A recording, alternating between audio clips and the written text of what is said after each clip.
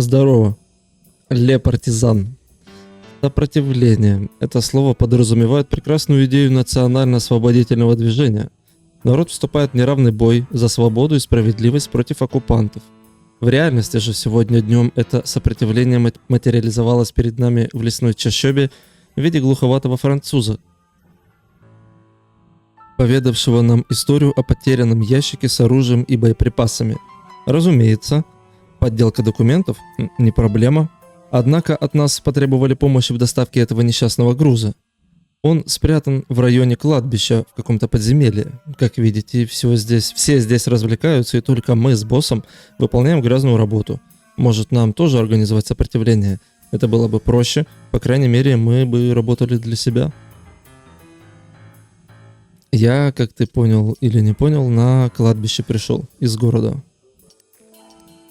Что по экипировке я сделал? Да, я поясню. Мы пришли из вот этой деревушки с прошлой серии вот сюда. То есть мы в прошлой серии шли.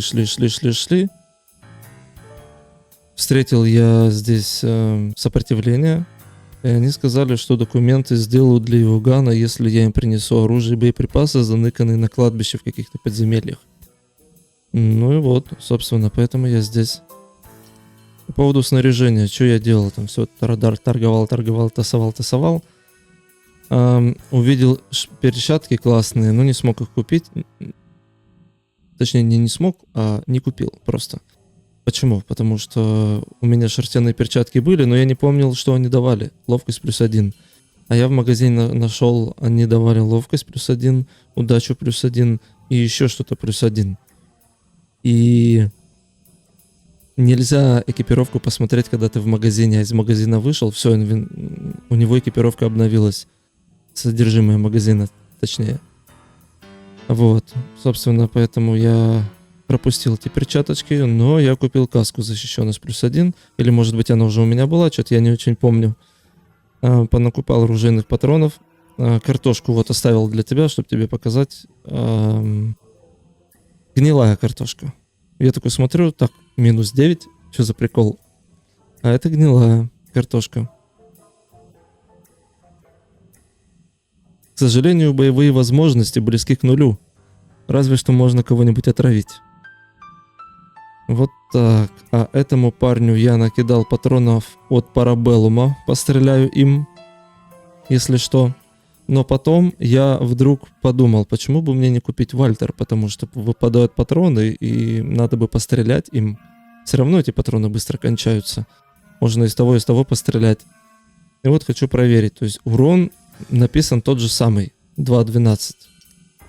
Пистолеты поменял. Но вот интересно, может он вмещает патронов в обойму 7. Парабеллум 8.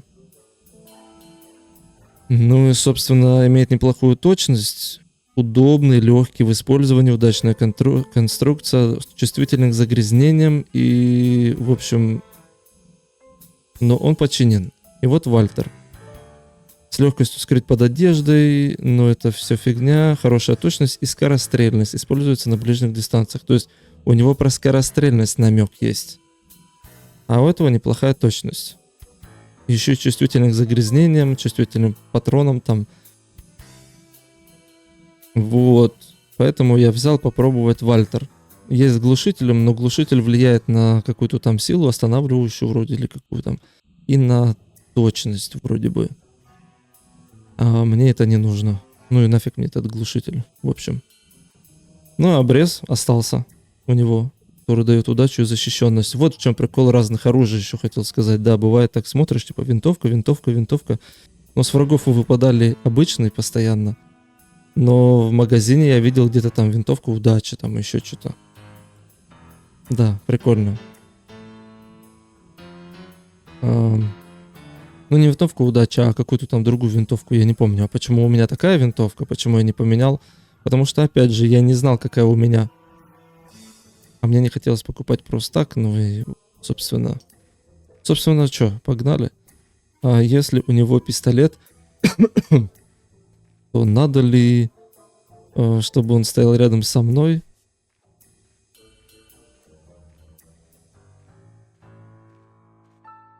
Да, пусть он стоит рядом.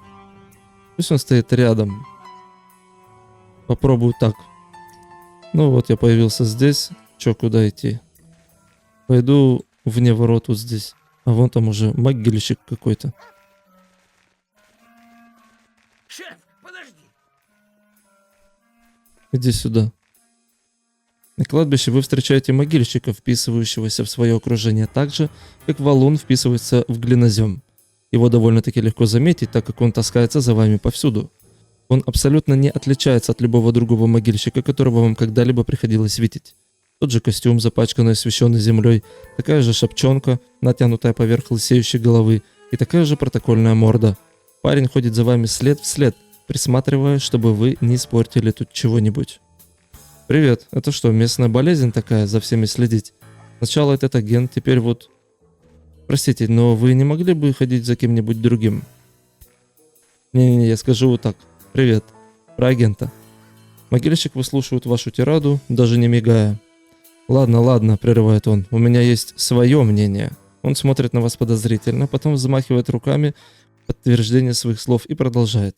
«Стоит такого, как вы, оставить на секунду, и тут же надгробен не досчитаешься». Он выразительно сплевывает на землю. Вздох. На кладбище вы встречаете могильщика, бла-бла-бла. Так, простите, но не могли бы вы ходить за кем-нибудь другим? Ваша прямота вызывает у парня улыбку. Простите. Тут он вздрагивает, как будто его что-то ударило. Я являюсь обслуживающим персоналом данного ритуального комплекса, что обязывает меня обеспечить надлежащие меры по надзору за посетителями в целях недопущения разных безобразий. Он оглядывает вас. У нас тут всякое бывает, заключает он. Обслуживающий персонал? Это что ли могильщик? А что, местные посетители такие безобразники? Или прекрасно, нет проблем. Давай, мне не жалко, бегай тут за кем хочешь, а хотя бы и за мной. А что, местные посетители такие безобразники? С тяжелым сердцем могильщик смотрит на вас. Вот, изрекает он в качестве затянутого предисловия. Я помню это, как будто это случилось сегодня. Хотя это и было вчера. Я как раз закончил вечерний обход церковного кладбища, когда заметил странную фигуру, крадущуюся за надгробиями. Конечно, как обслуживающий персонал некрополя, я не мог это так оставить. Я двинулся в направлении подозрительного типа, который нес в руках какую-то непонятную штуку вроде свитка, но он заметил меня. И что, это он сбросил тебя с колокольни? Могильщик награждает вас суровым взглядом. Нет, мсье, он не бросал меня с колокольни. Он откашливается, прежде чем продолжить. Как только наш таинственный незнакомец заметил меня, он бросился бежать в сторону церкви. Я немедленно погнался за ним, но он на несколько секунд опередил меня. Когда я вбежал в дверь, там никого не было. Он прерывается, чтобы глубоко вздохнуть, и продолжает. Что мне было делать? Поскольку все остальные выходы из церкви были закрыты, я поспешил наверх, так как решил, что лишь там мог укрыться наш загадочный гость. И что потом? Ты нашел его там? На самом деле, к моему великому удивлению, там никого не было. Он смотрит на вас. Я не знаю, куда он мог исчезнуть. Он сплевывает еще более выразительно, чем в прошлый раз. Я решил осмотреться. С этого момента его рассказ становится бессвязным, но я высунулся слишком далеко, поскользнулся и бум, но я все-таки видел, как парень вылезал из колодца. Парень? Из колодца? Ты что, пьян был? Нет, с необъяснимой горячностью отрицает могильщик. Он смотрит на вас, очевидно задетый вашими необоснованными подозрениями. Я действительно видел, как тип, вбежавший в церковь, вылезает из колодца. Я понятия не имею, как он туда попал. Он молча переводит взгляд от колодца к церковной двери. Я понятия не имею, как он туда попал. Его голос сходит на нет. А мог бы ты описать этого незнакомца? Конечно, мсье, отвечает могильщик. Он был обычного роста, в сером костюме, имел довольно беспокойный вид. И, похоже, испугался, увидев меня. Гордо завершает кладбищенский обслуживающий персонал. Оп. Кто угодно подойдет под это описание, хотя, конечно, испугаться могильщика. Ну хорошо, я пошел. Могильщик. Любопытную личность мы встретили на кладбище. Могильщик, который представляется как персонал похоронного сервиса. Он страдалец. Он упал с колокольни и сильно расшибся. Босс говорит, что мы должны облегчить его муки. К сожалению, хотя я предлагал просто пристрелить его, босс серьезно отнесся к его лечению. Да ладно, Мне-то в любом случае все равно. И следующая запись: таинственные события и падения на кладбище. Конечно, работник погребального сервиса не мог просто так, смех ради, свалиться с колокольни. Я сегодня узнал, как это случилось. Оказывается, он выследил какую-то загадочную личность, прятавшуюся в тени гробниц. Когда я приблизился, чтобы выяснить, кто бы это мог быть, личность пробежала к церкви, сжимая в руках какой-то бумажный сверток. Наш обслуживающий кладбищенский персонал, сиречь, могильщик, побежал за ней, однако никого не нашел в церкви, как будто чужак растворился в воздухе. Тогда могильщик взбежал на колокольню, решив, что это единственное место, где мог укрыться незваный гость. Но он и там его не нашел, зато умудрился упасть с колокольни. И я так думаю, раз уж ты могильщик, так занимайся своим делом. Единственный действительно любопытный момент в этой истории – это утверждение могильщика, что незнакомец вылез из церковного колодца, но уже без свертка. По описанию я немедленно предположил, что этим незнакомцем был друг моего босса – Пьер. Интересно, сколько понадобится боссу времени, чтобы сложить 2 и 2? Издевается. Подлюка, ворота. Кладбищенские ворота. Надгробия. Жан-Пьер Папен. Жан-Пьер Папен. Могила. Надгробия. Шеф, подожди. Безымянная. Надо же, жестяное. Ведро. Да, могильщик действительно ходит. Старый колодец. Рядом со старой католической молельней вы видите колодец. Хотя он окружен могилами, похоже, им часто пользуются и держат его в хорошем состоянии. Его сруб сделан из камня, навес покрыт битой черепицей, и с него свисает ржавая цепь с жестяным ведром на конце. Колодец как колодец, я пошел дальше. Измерить высоту сруба. Заглянуть в колодец. Вы наклоняетесь над срубом и смотрите внутрь. Говорят, смотреть в колодец – накликать беду, но вы не верите в эту чушь. Колодец глубок, выложен камнями и производит впечатление более древнего, чем все, что его окружает. Возможно, он стоял здесь задолго до того, как появилось это кладбище. Где-то внутри него капает вода. Интересно, может быть, там внутри есть проход? По-моему, хватит пялиться в колодец, это приносит несчастье. Я осмотрю его снаружи. А может, внутри есть проход? Вы еще больше свешиваетесь в колодец, и вам кажется, что в глубине, прямо над поверхностью воды, расположено отверстие в гладкой на вид и однообразной стенке. Похоже, что несколько камней не хватает, однако наверняка трудно сказать с такого расстояния. Конечно, это проход. Попробую спуститься по цепи. Один раз я видел, как Человек-паук спускался в такой колодец, держась за стенки. Возможно, и мне стоит попробовать. Какого дьявола? Всего каких-то паршивых несколько десятков метров, и воды наверняка полно. Я спрыгну. Блин, а я и не то не хотел бы. Не надо было продолжать. Так, отменить нельзя здесь? Нельзя. Я хотел по округе походить. Ну ладно, цепь там была ржавая, да? Но... чё бы нет. Так. Спуститься в такой колодец, держась за стенки, и... можно прыгать просто. Не, по цепи. Вы бросаете в колодец ведро и подозрительно смотрите на слегка проржавевшую цепь. Она выглядит не очень-то крепкой. Интересно, выдержит ли она ваш вес? Выдержала ведро, надеюсь, выдержит и меня. По-моему, я слегка располнел, не надо было есть только картошки. Я лучше пойду в церковь. Во. Что там еще есть? Внимательно изучить ведро. Ведро выглядит прочным и красивым. Чудесная небесно-голубая патина покрывает его жестяные бока. Вы никогда не думали, что простая повседневная вещь может быть так прекрасна. Но если серьезно, ведро выглядит полезным. Например, можно носить в нем боеприпасы. Только жаль, что оно цепи приковано к вороту. Какого черта, никакой цепи не удержать меня. Дернуть ведро. Да, жалко, как бы мне хотелось иметь такое ведро. Не буду дергать. Так, посчитать черепки на крыше. 1, 2, 3, 4. Вау, зевайте вы. Нет. По зрелом размышлении вы не в настроении считать черепки. Вы не добрались даже до 5-го. Ну его, чего-нибудь другое попробую. Так, колодец как колодец, измерить высоту сруба. Ничего себе, 50 опыта. Вы профессионально измеряете сруб. Как будто делали это уже миллионы раз. 75 сантиметров. Заносите его к себе в блокнот. Прекрасно, теперь осмотрим его поближе. Так. Что записал? Из полевого блокнота. Высота старого колодца на кладбище 75 сантов. Не спрашивайте, зачем я это записал, понятия не имею. Босс просто подошел и измерил его высоту, а затем категорически приказал мне записать ее. Так я и сделал. Один дьявол знает, зачем нам может понадобиться эта информация. Прикольно. Измерил сруб.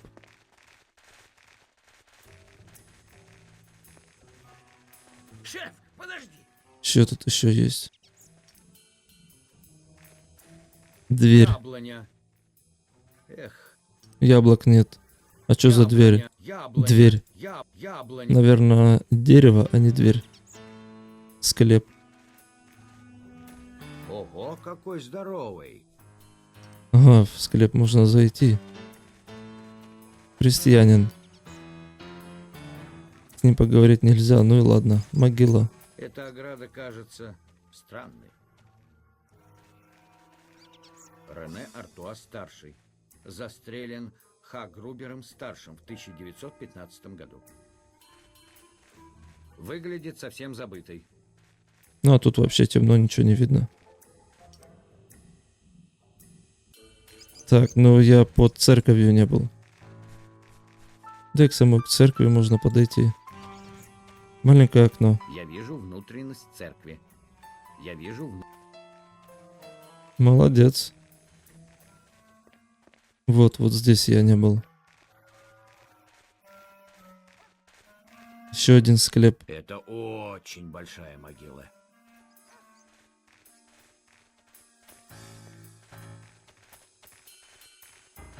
Ладно, пойду в склеп сначала. Закрыто.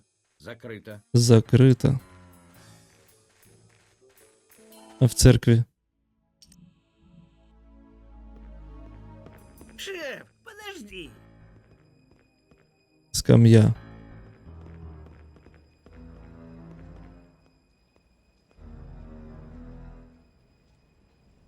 Все, насиделся. Странное устройство. Купель для крещения. Гроб. Интересно, что внутри? Интересно. В резницу. В резницу. И даже... Даже эхо молчит. Дарохранительница. Это... Алтарь. Дыро. Дура. Дарохранительница. Хм. Алтарь.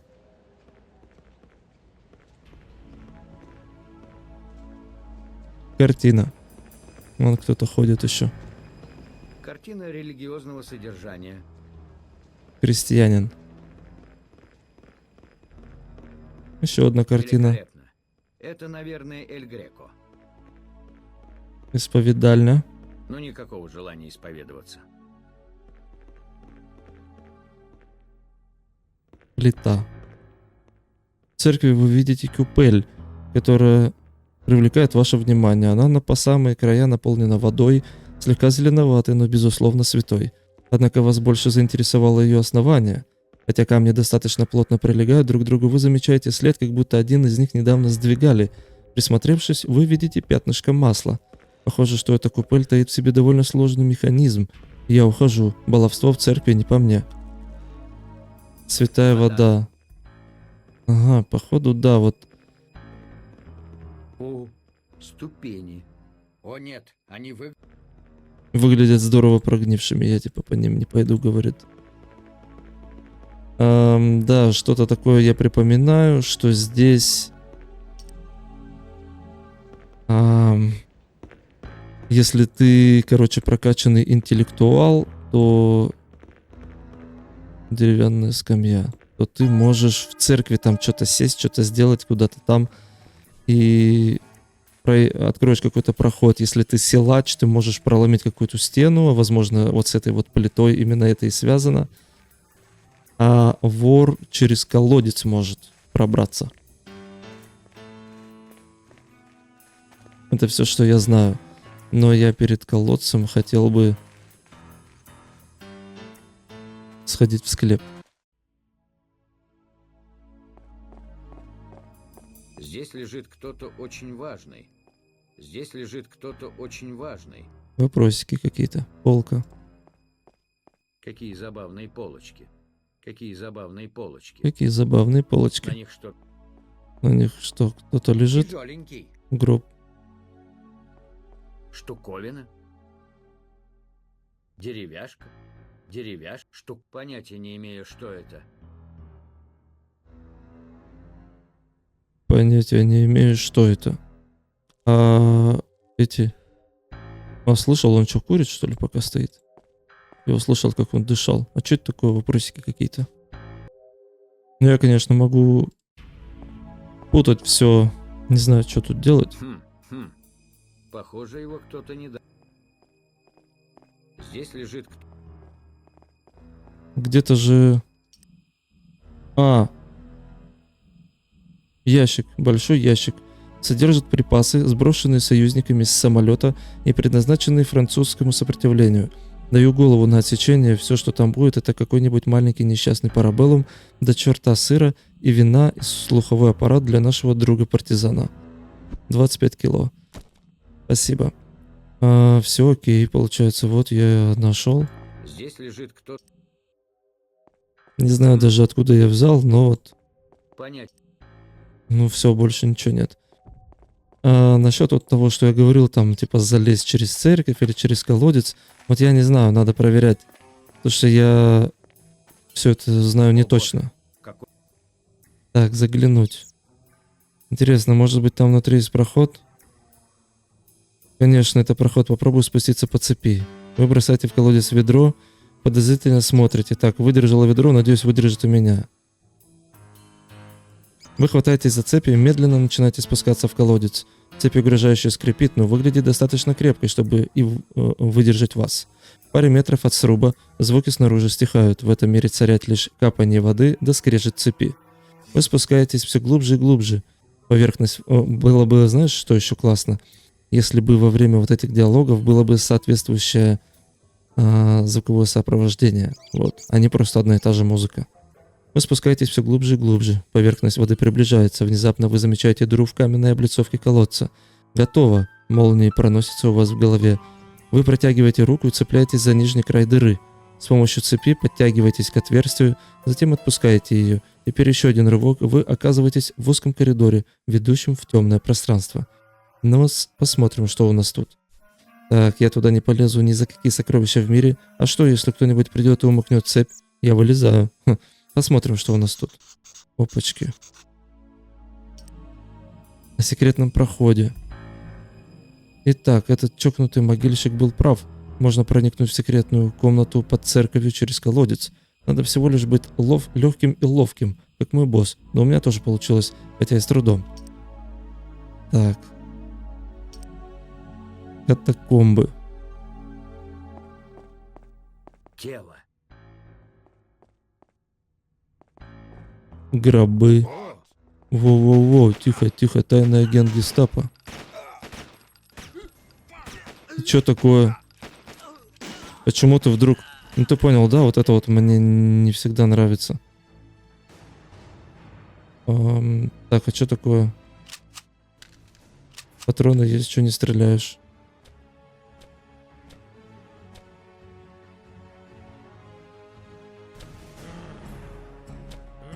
Помогу ему, чтобы самому не нервничать. Да, ну вот это, конечно, прикол был. Че не стреляешь-то? Я специально вот стоял, смотрел, что происходит. Ну это как-то очень интересно. Серьезно. Мне просто... Мне именно вот хочется с винтовки этой попробовать. Сначала давай посмотрим, вот как оно будет. Опять я... Что ты будешь делать, Ля? Нажал вот прям рядом с ним, что ли? Да, камера здесь, конечно, отвратительная. Бешеный урон, да? Вот взял, зачем ты подбежал прям впритык? У тебя патроны кончились? Не понял. Смотри, у него патроны есть. А зачем он к ним подбежал? Ну не, винтовка это здесь не вариант. Ну, если, конечно, говорить про обычную винтовку. А вот эта винтовка очень даже подойдет. Перекладывание вручную. Если они с одного выстрела умрут, конечно, это будет красиво. Так, этому дробовые патроны дал. Все. Тайный агент. Шлеп, умер. Перезарядочка. Шлеп, перезарядочка. Так, не надо. Хватит тратить.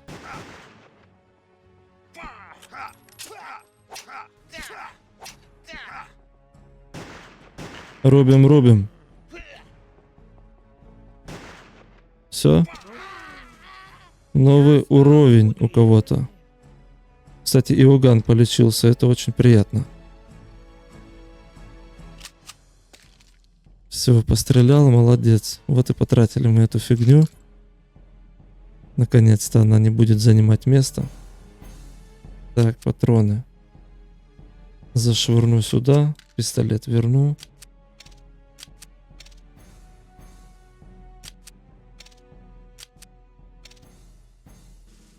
Постреляюсь пока с Вальтера. Посмотрю, как она пойдет, тема эта. Да, вот винтовка мне не нравится. Да, мне уж лучше ножом. Потому что... Ну, потому что, вот ты понял, я типа далеко нахожусь. И они начинают гасить Иоганна. А это плохо. Так, у него ничего нового не появилось, да, только вот неожиданность, застать врасплох, вот это вот непонятное. Так, можно ему винтовки? Ну, блин, винтовки медленные. Они медленные и держат его на расстоянии. А зачем держать на расстоянии, если я качаю ловкость? Поэтому мне винтовки, в принципе, от винтовок надо уйти и, наверное, дать 2 дробовика и снайперку. Вот. Потому что патронов здесь дофига, как я смотрю. Тут я не ощущаю пока проблем. Но ладно, это может быть пока что. Ладно, надо ловкость. Вот ему надо еще ловкость качать. Вот защищенность уже 4. Здесь 8. Но себе я не буду ничего качать, потому что по мне и так как бы урон не проходит. А вот что-то из этого вот я не знаю что.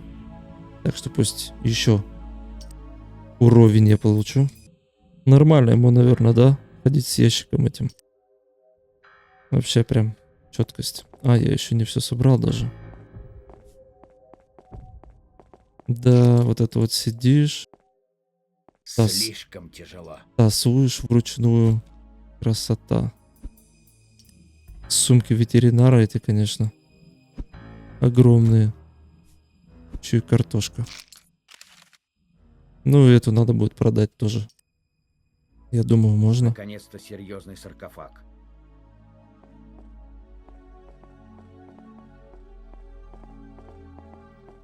О, еще гроб. Как... Еще гроб. Сосуд. А это... черт. Ну, не знаю я, что это такое. Понятно. Один гроб интересно, 2 интригующе, но несколько дюжин — это просто скучно. Я ничего не подобрал случайно.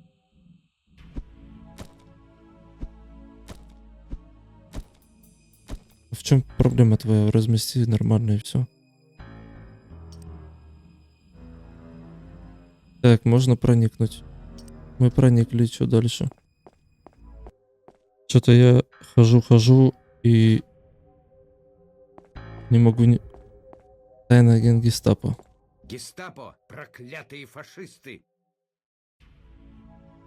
А, прикольно. Лежащий в луже крови секретный агент из последних сил поворачивается к вам. Похоже, что, осознавая неминуемость смерти, он хочет что-то вам сказать.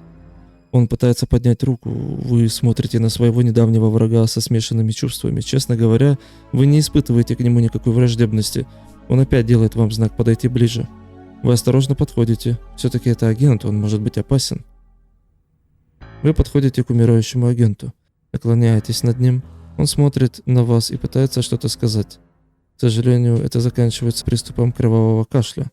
Немного погодя, он снова обретает хриплое дыхание. На некоторое время его глаза закрываются. Наступает тишина. Вам кажется, что это его последние секунды, но тут он, не открывая глаз, говорит: «Я знаю, что ты ищешь». Вы с трудом различаете слова, заглушаемые булькающим хрипом из простреленной груди. «Так где это? Говори, что это? Зачем ты это искал? Где Пьер?» «Я знаю, что ты ищешь». Так где это?» «Позади меня, в конце коридора, секретная ниша в стене. Пьер спрятал это там». Его голос слабеет. Некоторое время он тяжело дышит, затем поднимает веки и смотрит вам в глаза. Несколько секунд вы можете выдержать взгляд умирающего, однако вы быстро отворачиваетесь и начинаете рассматривать клубы дыма, стеливающегося над полом. На мгновение ваши мысли уносятся вдаль, но затем вы снова слышите стон агента и его слова. «Я знаю еще кое-что. Твой друг». Тут по его телу бегут судороги, и он начинает терять сознание. «Нет, подожди немного. Что такое с ним?» Я стал умнее. 400 опыта дали. Агент не в силах вымолвить слова. Или слово. Последним усилием он поднимает руку и показывает на карман своего плаща. Вы тут же начинаете обшаривать карманы умирающего. В одном из них вы нащупываете сложенную бумагу. Когда вы пытаетесь вынуть ее, агент в последнюю секунду хватает вашу руку. «Подожди», — хрипит он. «Не надо искать это». Вы скорее читаете по губам, чем слышите его. «Помни, что сказал Пьер. Вы едва можете понять его. Это не для людей», — шепчет он в агонии. Вы изучаете бумагу, вынутую у него из кармана. Это приказ о переводе Пьера в Югославию. Что-то не для людей. Что-то он там нашел. Ну ладно, по крайней мере то, что нужно, мы выяснили.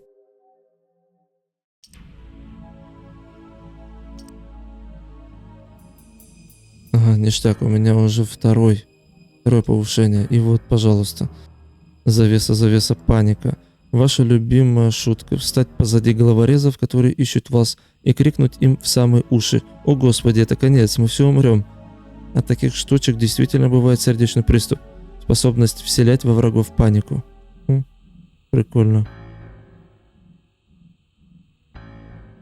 Но вселение в панику, из-за этого они, наверное, начинают бегать потом. Их потом будет тяжело бить ножом, но зато можно отогнать других, которые мешают. Ну слушай, прикольно. Прикольно. Не знаю. Может быть, вот панику, может быть, я бы поставил.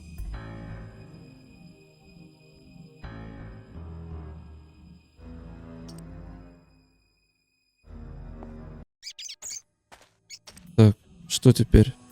А все. То есть я, получается... а куда я пошел? Шеф, подожди. Прикалываешься, что ли? Мне же надо забрать кое-что. Это карта.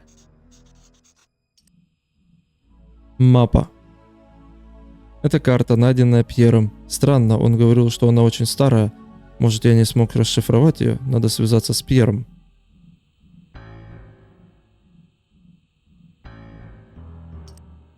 Есть, эта карта, найденная Пьером. Странно, судя по его рассказу, она должна быть намного старше.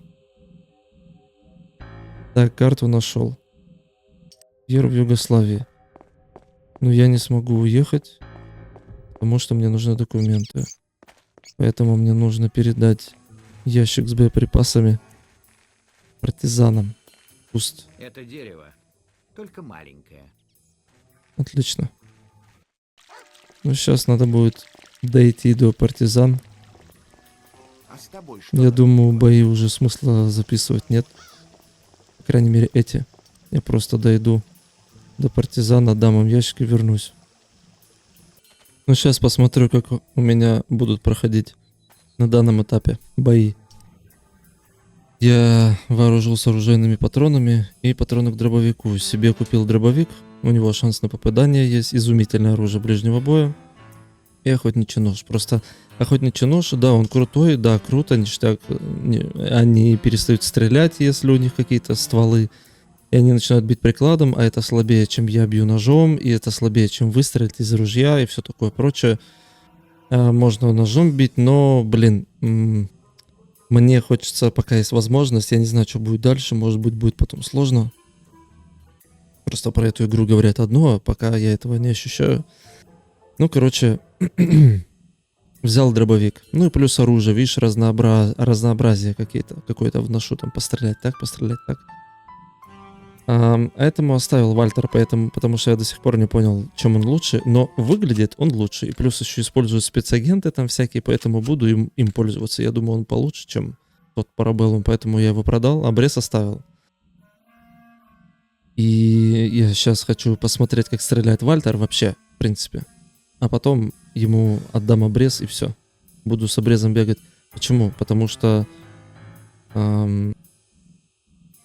крутой ствол. Вот и все. И он дает удачу, плюс 1 защищенность. Да, калибр и мы используем вдвоем один и тот же, но у меня еще есть нож. То есть, да и патронов до хера продается. И у меня еще есть нож, поэтому я не переживаю на этот счет. Вот интересно, как он будет стрелять.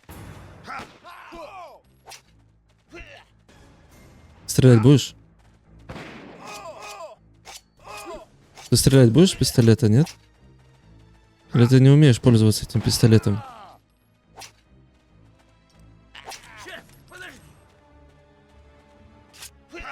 Вообще очень странно. Вот сейчас выстрелил. А почему не стрелял-то? Очень странный парень. В бою сдержи. В бою держись. В бою сдержи. Ко мне поближе, мы должны быть рядом. Блин, все равно непонятно. Короче, он себя так странно повел, что... Ну, короче, гнида. Мне все равно непонятно теперь, как с ножами бегают ложки. Вот стреляет, видишь? Иногда, а иногда нет. Че он бегает? Не, мне кажется, может быть он... Че не выстрелил-то?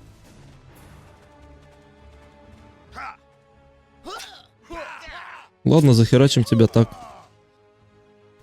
Короче, эта фигня наносит очень много урона. Это очень удобное оружие. А насчет пистолета, мне кажется, что... Не, он неплохой, но лучше уж с этим.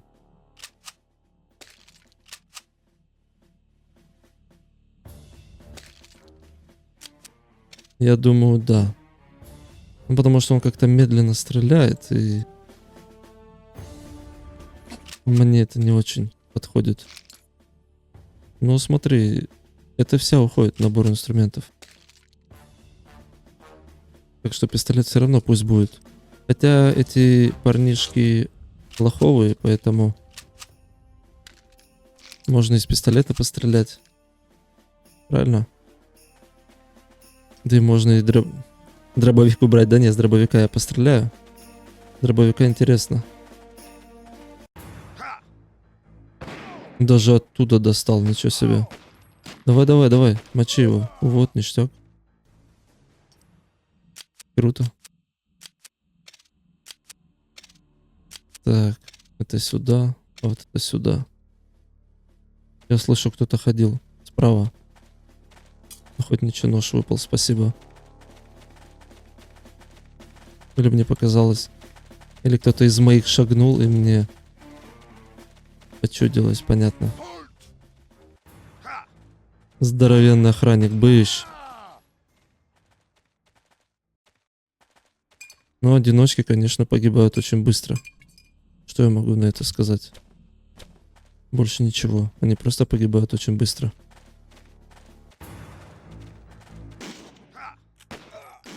Вот минус 32.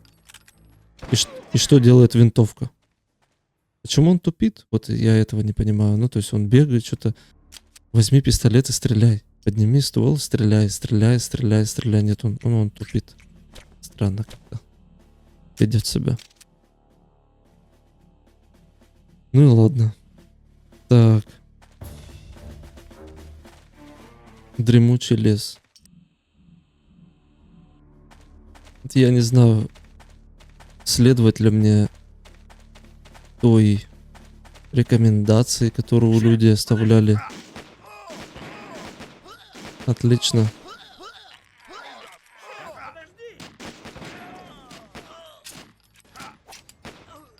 Давай, давай, давай, бэщ. Отлично. Ты стреляй с пистолета, шеф, подожди. Почему он не стреляет, я не понимаю.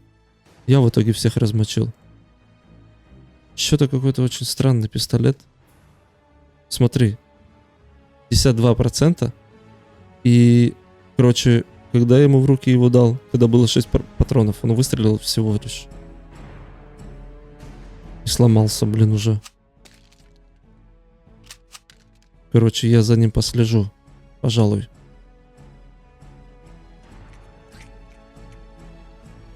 Я за ним, пожалуй, послежу. Так, у меня дробовик.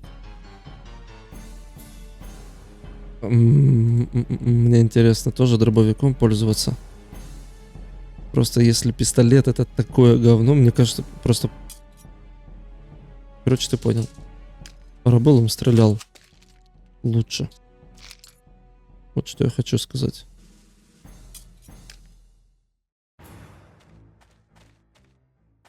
Деньги. Хлеб. Обойма. Так, мне же туда, мне же туда. Ага, ничего себе.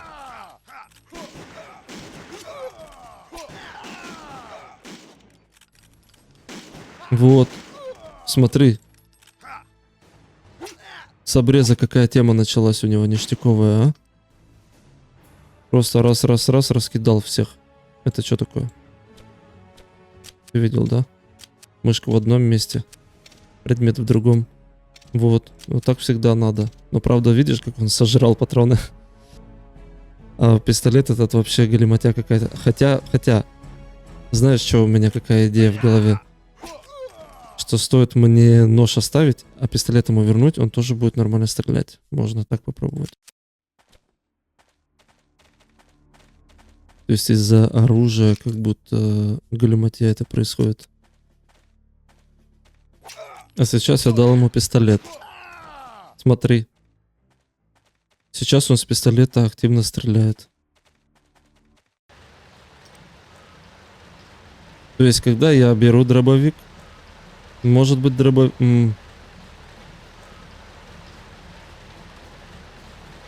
Да, наверное, в этом ошибка. Сейчас я поправлюсь. Если он с него стреляет, значит мне его надо подчинить. Так. Что еще? Что мне еще надо было сделать? А еще мне надо было ему сказать: о, здрасте, держись в бою в стороне.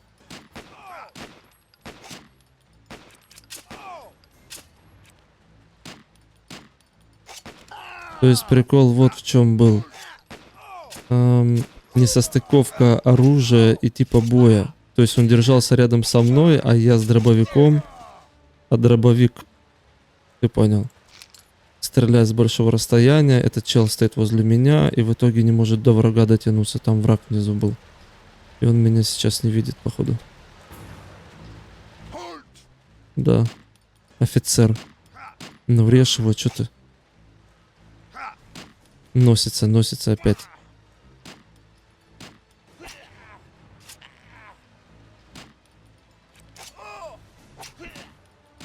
Ну, началось. А у тебя что? Все? Вот и все. Стоило нож взять, блин, он просто все патроны выстрелил.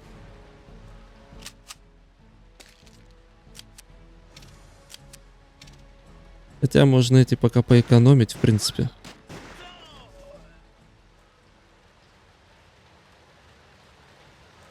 Бабки! Бабки. Да, патроны сначала улетают аптечки, потом улетают патроны. Все нормально. Куда убежал? Ну вот этих вот всех, которых я встретил по направлению к лесному домику, когда бежал, я их всех зарубил ножом. А Иоганн их запинал кулаками и ногами. Так что и не убили. Там пришлось потратить совсем немножко картошки. Так что нормально. Это у него ловкость 10, защищенность 5. У меня 14. Защищенность 9. Но у него тоже хороший результат уже выдает. Лесной домик, свистнуть. Обычно Вермус свалит с ног. Давай, подходи. Так, вот то, что вы хотели. Слишком тяжело. 750 уровень. 750 опыта. Великолепно, кричит француз. Он берет у вас тяжелый груз и с интересом осматривает его. Да, это в точности то, что мне нужно. Он оглядывается по сторонам и достает небольшой сверток. Передает его вам, не переставая озираться. Это нужные вам бумаги, объясняет он. Они выписаны на имя члена специального подразделения СС, добавляет он с выражением лица, которое описать невозможно, но, наверное, это и к лучшему. Прекрасно, превосходно, спасибо тебе огромное. И уходит. Только я не смог взять документы, потому что у меня полный инвентарь. Съем хлеб. Сколько Я не аусвайс? могу это сделать. Сколько они там места занимают? Ничего себе, вот это вот аусвайс нормального размера. А почему через него не работает? А если вот так? Слишком тяжело. Да. Приколизм, короче.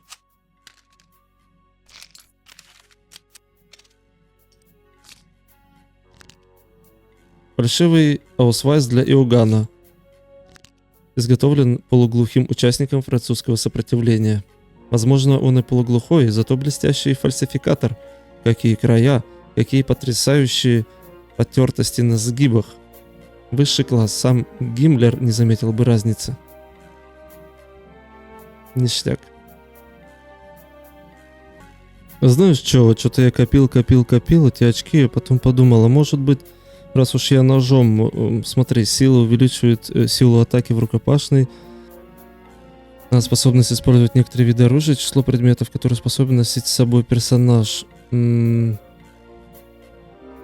есть можно килограммы себе немного увеличить. Хотя, с другой стороны, зачем? Ловкость. У меня и так все нормально. Интеллект. Доступ информации во время игры. Не очень понятно, какого уровня должна быть характеристика. Это влияет на здоровье. Обаяние. Облегчает доступ к информации, предметам и заданиям во время игры. Влияет на ваши способности лидера. Вот я бы поднял. Вот не особо-то понятно, что оно дает. Может быть, лучше Иоганн начинает сражаться. И поменьше тупит, не знаю. Но я хочу облегчить доступ к заданиям во время игры. Короче, подниму. Смотри, скорость влияет на такие... Скорость бега, скорость атаки и перезарядка. Ускоряется, так как у меня винтовка, мне вообще скорость перезарядки нужна. А еще у меня нож, это скорость атаки мне нужна. Так что я бы и то поднял. То есть я вот обаяние хочу вот так поднять. А удача это... Удача, вот. Просто удача. Обаяние. Обаяние 8 сделаю. Вот так. И пусть будет так. Я думал еще панику, но не хочу. Пока что. А вот ему что? Ему вот килограмма, может, и надо поднять. И у него рукопашка, видишь? У него же рукопашная. Ловкость, у него бинтов до хера, здоровье у него и так уже редко отнимается. Я там толпу целую замочил. Так что буду поднимать ему силу. Ну, сейчас урон 2-2. Видишь, силу поднял, ничего не изменилось.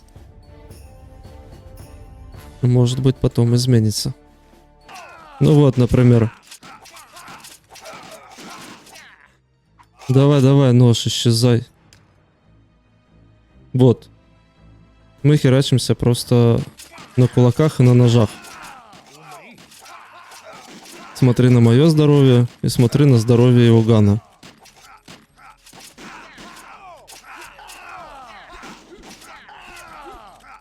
Вот и все.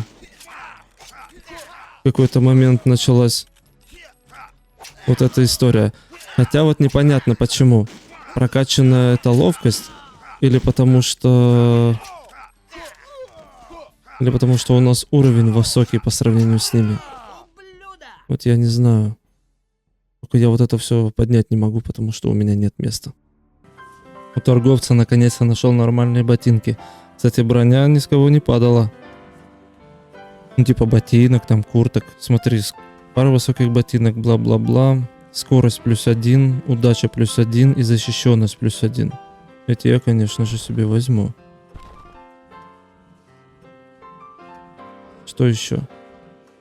Да и все. Так, я же получил документы, все сдал, все отдал. Правильно? Дожили таки. Мы приволоки полуглухому французскому партизану тяжелый ящик и взамен я получил свои фальшивые бумаги. Так, никто не рискнет проверять нас. Ну что? И как дела с моим фургоном? Выпаливает француз, не успели вы и слова сказать. Здорово. Она готова ехать. Мы можем отправляться. Невероятно, говорит он, пораженный. Ну ладно, мне ничего не остается, кроме как сдержать свое слово. Куда мы направляемся? В землю, текущую сливовицей, где храбрые партизаны под командованием Тито сражаются с превосходящими силами противника, в Югославию. А черт его знает, возможно, нам стоит пока здесь побыть. Я вернусь, когда придумаю, куда поехать. Ну, я сохранился, если что. А так, чё, погнали в Югославию?